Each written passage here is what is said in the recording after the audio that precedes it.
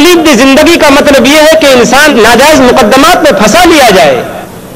تکلیف دی زندگی کا مطلب یہ ہے کہ زیادہ سے زیادہ دولت جمع کرنے کی خواہش پیدا ہو جائے جس کی وجہ سے اس کی زندگی سے سکون چلا جائے, چین چلا جائے, راحت چلی جائے, آرام چلا جائے, راتوں کی اس کی نیندیں حرام ہو جائیں.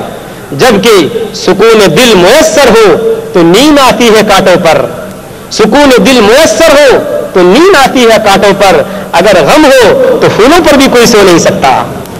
تکلیف دینے والی زندگی کی یہ الگ الگ صورتیں ہیں جو میں نے آپ کے سامنے رکھی ہیں.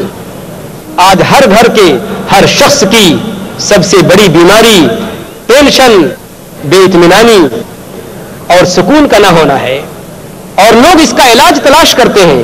کچھ لوگ اس کا علاج تلاش کرتے ہیں نیند کی گولیوں میں, کچھ لوگ اس کا علاج تلاش کرتے ہیں ناچ گانے کی چیزوں میں, کچھ لوگ اس کا علاج تلاش کرتے ہیں شراب اور موج و مستی میں.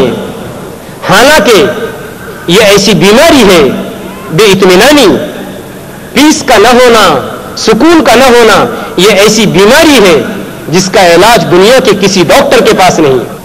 سکون قلب, دل کا اطمینان, دل کے اندر پیس ہونا, دل کے اندر اطمینان کا اور راحت کا ہونا اور چین کا ہونا, یہ ایسی چیز ہے جو صرف آسمانوں سے اترتی ہے, اور اس کے اترنے کا ذریعہ بھی قرآن پاک ہے.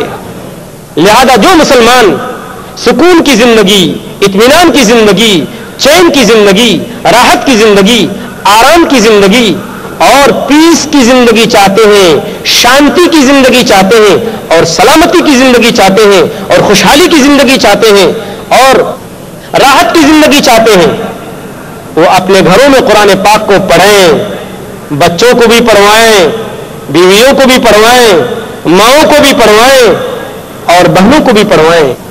ہمارا اور آپ کا جتنا تعلق قرآن پاک سے قریب ہوگا اور گہرا ہوگا اتنا ہی ہم کو ذہنی سکون ملے گا, ذہنی اطمینان ملے گا, اتنا ہی زیادہ ہم کو راحت ملے گی, اتنا ہی زیادہ ہم کو چین نصیب ہوگا.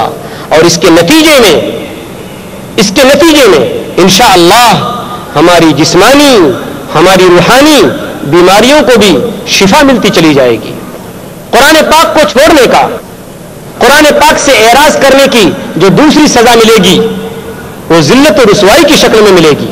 تاریخ گواہ ہے, تاریخ اس بات کی شہادت دیتی ہے کہ مسلمانوں نے جب جب قرآن پاک پر عمل کیا, قرآن پاک کو مضبوطی سے پکڑا اور اس کی روشنی میں اپنی زندگیاں گزاری, تو دنیا کی بادشاہتوں کے وہ مالک بنے, ان کے سروں پر تاج رکھا گیا عزت کا.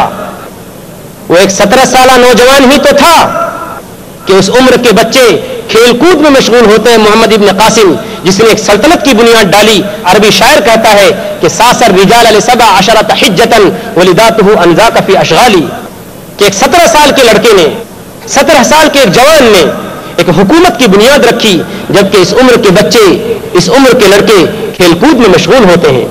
جب بھی مسلمانوں نے قرآن پاک کو پکڑا, قرآن پاک پر عمل کیا, ان کی زندگیاں بدل گئی اور انہوں نے بہت سارے لوگوں کی زندگیوں کو بدل کر رکھ دیا اور عزت کا تاج ان کو پہنایا گیا. اور جب جب قرآن پاک کو چھوڑا, جب جب قرآن پاک سے دور ہوئے, وہ ذلیل و رسوا ہوئے. نبی کا فرمان ہے, عبداللہ بن عمر رضی اللہ عنہما قال النبی صلی اللہ علیہ وسلم ان اللہ یرفع بهذا الكتاب اقواما ويضع به آخرین.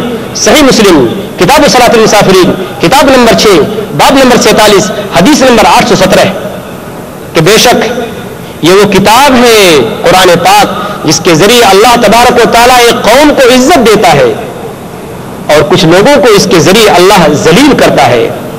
چھوڑ کر قرآن مسلم حق سے بیگانہ ہوا, دین بھی رسوا کیا اور آپ بھی رسوا ہوا.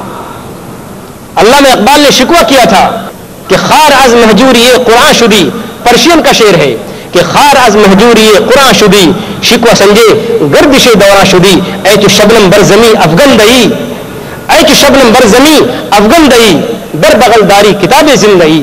کہ مسلمان تو حالات کا رونا روتا ہے, حالات خراب ہیں, حالات انتہائی مایوس کن ہیں, حالات انتہائی ناگفتہ بے ہیں, حالات کا رونا روتا ہے, حالات پر ماتم کرتا ہے, تو اپنے آپ پر کیوں نہیں روتا؟ تو ذلیل اس لیے ہے, رسوا اس لیے ہے, دنیا والوں کے قدموں کے نیچے اس لیے ہے کہ تو نے قرآن کو چھوڑ دیا ہے اور بہانہ بناتا ہے کہ حالات خراب ہیں. اے تو شبنم برزمی افغن دئی در بغل داری کتاب زندگی. اے وہ مسلمان، تو اپنے پاس قرآن پاک رکھتے ہوئے تیری مثال غنم کی مانند ہو گئی ہے، اس اوس کی مانند ہو گئی ہے جو صبح کو گھاس کے اوپر پڑی رہتی ہے، جس کو لوگ پیروں سے چپلوں سے روندا کرتے ہیں اور جوتوں سے رونتے ہیں. قرآن پاک کو چھوڑنے کا نتیجہ انفرادی اور اجتماعی شکل میں ہمارے سامنے موجود ہے.